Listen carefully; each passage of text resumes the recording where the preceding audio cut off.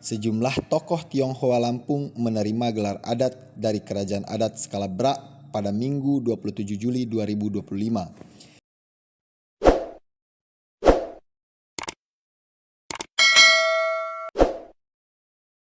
Pemberian gelar adat ini dilakukan langsung oleh Paduka Yang Mulia Saibatin Punia Kandalom beliau Edward Shah Pernong selaku Sultan Skala Brak di Pertuan ke-23.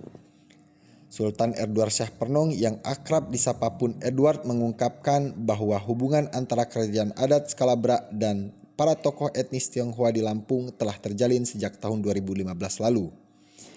Adapun pemberian gelar adat ini merupakan bentuk penghargaan atas kesetiaan, pengabdian, dan rasa memiliki para tokoh yang dianggap sebagai puari punsu atau saudara bungsu.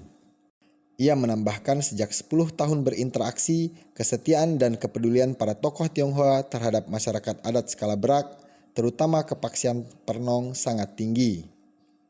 Oleh karena itu, pemberian gelar adok ini harus diapresiasi sebagai bentuk kedudukan adat yang menyatakan mereka adalah puari pungsu atau saudara bungsu dari Kerajaan Skala Brak.